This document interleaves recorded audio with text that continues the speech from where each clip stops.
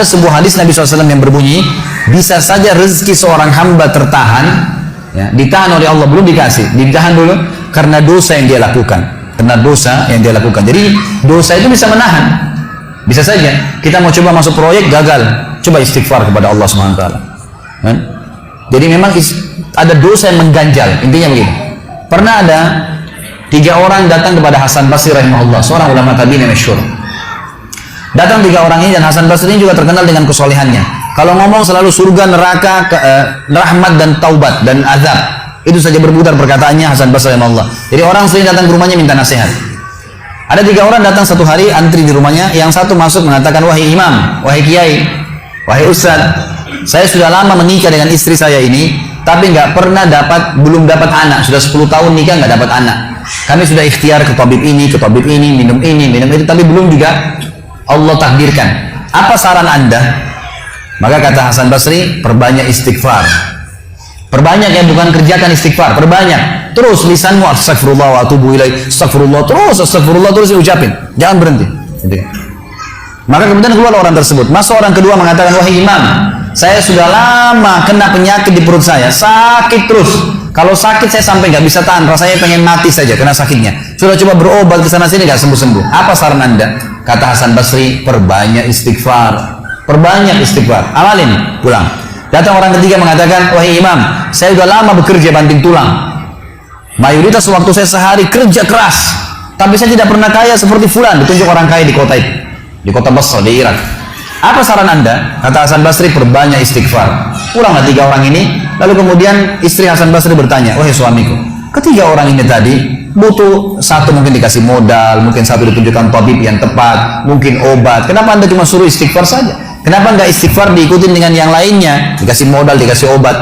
Kata Hasan Basri, wahai istriku, tidakkah kau dengar kalau mereka sudah ikhtiar dan sekarang tinggal mereka terbuntu, tertutup di sebuah pintu yang mereka tidak tahu bagaimana jalan keluarnya.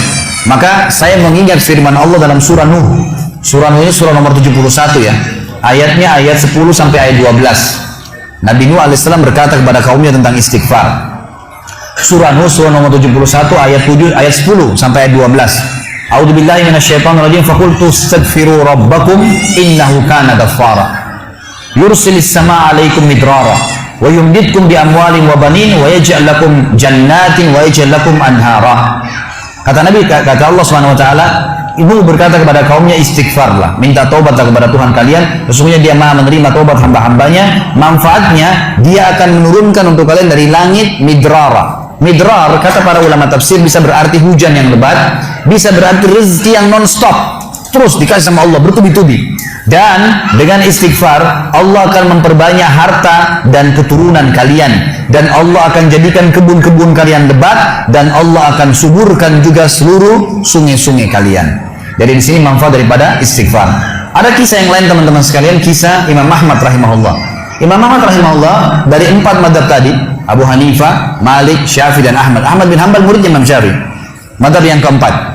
Imam Ahmad rahimahullah di akhir hidup beliau ulama besar hadis. Di akhir hidup beliau pernah terlintas di benaknya untuk mendatangi sebuah kota di Irak. Kenapa ke sana nggak tahu. Pokoknya pengen ke sana gitu. Imam Ahmad pergi ke sana. Tiba di kota itu, tapi saya tidak temukan dalam riwayat ini kota apa yang dimaksud. Tiba di kota itu, Imam Ahmad tiba azan maghrib, lihat masjid, ada satu masjid, masuk masjid itu sholat berjamaah. Orang nggak tahu dia, karena zaman dulu orang tidak ada foto, tidak tahu lihat bagaimana wajah siapa orang ini, nggak kenal. Habis sholat maghrib, Imam Ahmad duduk sedikit baca Al-Quran. Azan isya dia ikut sholat. Selesai isya, Imam Ahmad pergi ke pojok masjid, mau geletak tidur. Marbot masjidnya datang, dekatin. Wahai syekh, syekh ini dalam bahasa Arab 3 artinya. Bisa hal ada 3, bisa orang tua, syekh, bisa orang alim, bisa orang kaya. Jadi tidak selamanya kalau antum dipanggil di Saudi syekh dianggap orang alim, gitu.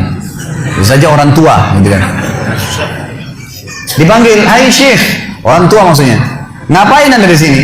Kata Imam Ahmad, saya musafir, nggak kenal orang siapapun di kota ini. Besok pagi saya mau pergi, nggak ada tempat nginap, saya mau nginap di sini. Karena zaman dulu nggak ada penginapan kayak kita sekarang, banyak hotel segala gitu. Kata marbotnya nggak bisa, masjid nggak boleh tidur. Kata Imam Ahmad, saya didorong-dorong keluar dari masjid. Orang ini nggak tahu kalau ini Imam Ahmad, kalau tahu mungkin diundang ke rumahnya. Tapi ini marbot, masya Allah, istiqamah nih gitu. Keluar dari masjid, ditutup pintu masjid sama dia.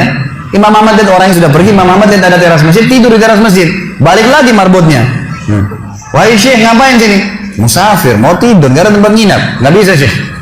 Teras pun nggak boleh, peraturan. Ini saya bilang tadi, istiqomah luar biasa nih. Imam Ahmad bilang, saya didorong-dorong ke jalanan. Dorong ke jalanan. Waktu saya lagi didorong ke jalanan, ternyata masjid bersebelahan dengan kios penjual roti. Ada satu orang penjual roti di sebelah masjid. Lalu dia mengatakan, Syekh, dipanggil Imam Ahmad, silakan ke tempat saya. Imam Ahmad pun datang.